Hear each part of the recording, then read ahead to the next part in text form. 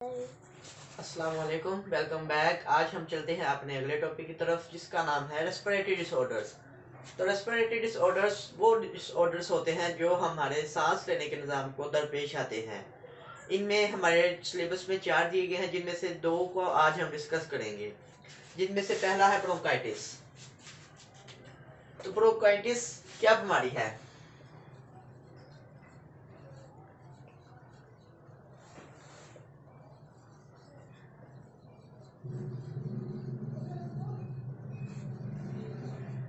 Narrowing of bronchioles, यानी कि bronchioles का तंग हो जाना।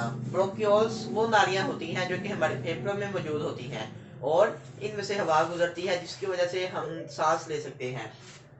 तो एक नॉर्मल इंसान की इस तरह की नाली होती है जिसमें फर्ज करने एक वक्त में 2 मॉलिक्यूल गुजर सकते हैं बआसानी।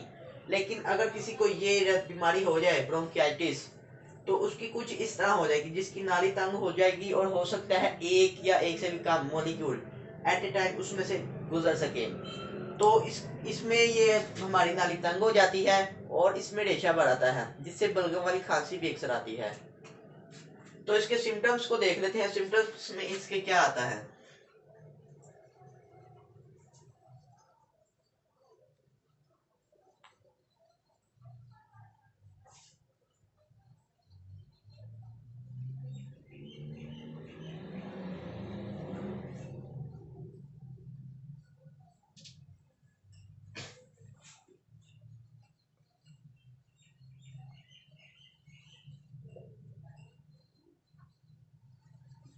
तो ये कुछ इसके सिम्टम्स हैं जिसमें हमें खांसी होती है, बुखार हो जाता है, सांस लेने में तंगी होती है और साथ ही साथ हमारे सांस लेने में आवाज आती है।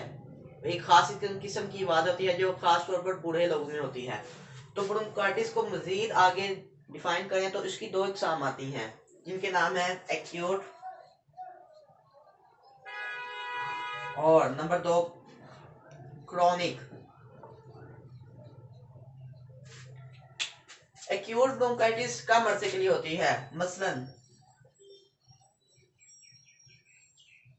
2 से 3 हफ्तों तक, लेकिन इसका कोई परमानेंट डैमेज नहीं होता, नो परमानेंट डैमेज।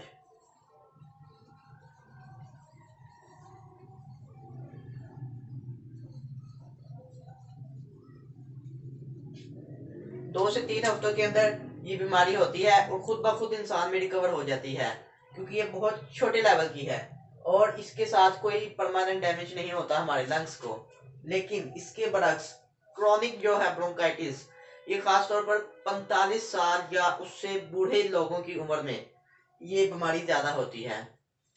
इसमें एक परमानेंट डैमेज होता है मरीज के लंग्स को, जो कि उसकी मौत तक उसके साथ रहता है और जिसकी तकलीफ में ही वो जीता है। तो इसको देखा जाए तो बहुत खतरनाक किस्म की बीमारी है, लेकिन आज की जदीद दौर में इसकी मेडिसिन बन चुकी है और लोग इसकी मेडिसिन इस्तेमाल करके अपनी जिंदगी गुजार सकते हैं। दूसरी तरफ हम देखें तो दूसरी बीमारी है हमारे पास एम्फीसीमा। एम्फीसीमा में क्या होता है, अल्वुलाई जो होते हैं हमारे लंग्स की सबसे स्मॉल ट्यूब्स, जिसके अंदर बेसिकली कैपिलरीज के साथ हमारी ऑक्सीजन और कार्बन डाइऑक्साइड एक्सचेंज होती हैं। तो इनका एक खास सरफेस एरिया होता है। सरफेस एरिया मतलब जगह होती है जिसके अंदर से ऑक्सीजन गुजर सके। तो ये एक नॉर्मल इन शख्स की ब्रोंकाइटिस है, ये एक एबनॉर्मल। एबनॉर्मल मींस जिसको एम्फीसीमा की डिजीज हो। तो इसमें से देखें, अगर फर्ज करें इसके अंदर एक वक्त में 100 हवा के मॉलिक्यूल्स ऑक्सीजन के गुजर सकते हैं, तो इसमें बमुश्किल 20 से 30 मॉलिक्यूल्स गुजरेंगे क्योंकि इसका सरफेस एरिया देखें इस तरह से बहुत ज्यादा बन जाता है। लेकिन इसका एक बहुत कम सरफेस एरिया बनता है। ये जो छोटी छोटी लाइंस अंदर को जाती हैं, इसकी वजह से सरफेस एरिया बनता है, लेकिन इस बीमारी में ये सारी खत्म हो जाती है और ये इस तरह से बन जाता है।